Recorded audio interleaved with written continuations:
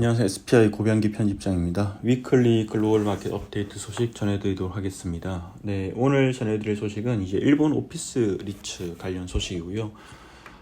이제 최근 이제 보면 글로벌하게 오피스 리츠들이 상당히 안 좋죠. 이제 특히 미국 같은 경우에는 재택근무가 확산되면서 이제 뉴욕을 기반으로 하는 이제 SL 그린, 보네이도 같은 리츠라든지 아니면 대형 오피스 리츠인 보스턴 프로퍼티 같은 리츠들이 상당히 이제 좀 안 좋은 상황이 계속되고 있고요. 이제 보면 일본에서도 최근 오피스 리츠 분위기가 썩 좋지는 않은 것 같습니다. 이제 일본 오피스 리츠 같은 경우에는 최근에 이제 이 일본의 니혼게 이자이 신문에도 보도가 된 내용인데, 오카산 증권에 따르면 이제 6월 말 기준 일본 오피스 리츠의 평균 순자산 가치 대비 가격 비율이 0.89배인데요. 1배를 밑돌고 있고요.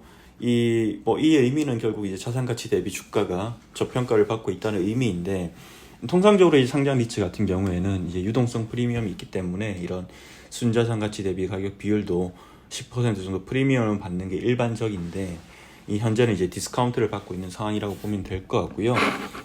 최근에 이제 일본 오피스 리츠들이 이렇게 저평가 받고 있는 이제 여러 가지 이유가 있지만, 가장 큰 이유 중 하나는 이제 공급 이슈가 이제 향후에 도쿄 같은 지역에 대규모 공급이 예정돼 있기 때문에 공급 이슈가 오피스 리츠의 어떤 수급 차원에서 보면 부정적인 영향을 미칠 거다, 이제 이런 얘기가 나오고 있고요. 실제로 최근에 이제 일본의 오피스 중개업체인 미키 상사가 이제 6월달 도쿄 도심 5구의 이제 오피스 공실률을 이제 집계를 해서 발표를 했는데, 전월 대비 이제 0.32포인트 상승한 6.48%를 기록을 했습니다. 도쿄 도심 5구의 오피스 공실률을 보면 2022년 9월 이후에 최고치를 기록했고요. 공급가의 기준으로 여겨지는 5%를 29개월 연속 이렇게 웃돌았기 때문에 여전히 이제 공급 이슈가 있는 상황이고요. 공실도 많고요. 네. 최근 이제 보면 이제 미나토구에서 대규모 오피스 재개발 프로젝트 완료되었고, 이 되게 유명한 프로젝트죠. 모리 빌딩이 시행한 아자부다이 힐즈 모리 이 프로젝트인데, 이게 이제 6월 30일 날 준공되었고, 상당히 이제 아직 공실이 많기 때문에 이런 이제 우려들이 일본 오피스 리츠한테 이제 전가가 되고 있는 것 같고요.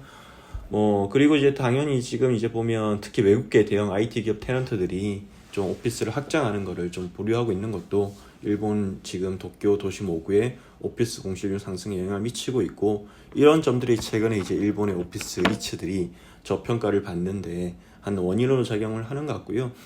근데 이제 지금 당장 이런 이슈도 있지만, 이 최근에 이제 보면 구조적으로 이제 장기적으로 일본 오피스 리츠들이 어려움에 처할 것이라는 분석도 많이 나오고 있고요.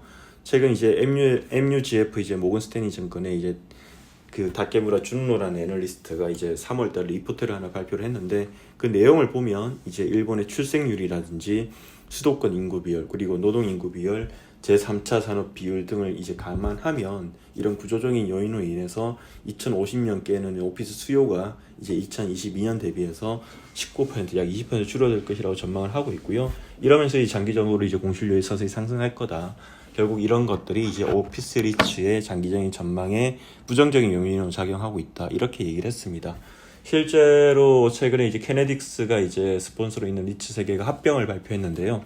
오피스와 이제 레이던스, 리테일 리츠가 합병을 하기로 했는데, 여러 가지 이유가 있지만 그 배경으로 보면 이런 이제 오피스 리츠들 어려운 상황을 타개하기 위한 그런 어떤 이제 목적이 있어 보입니다. 네. 이상으로 일본 오피스 리츠들이 최근에 이제 어려움을 겪고 있는 이유에 대해서 말씀드렸습니다. 고맙습니다.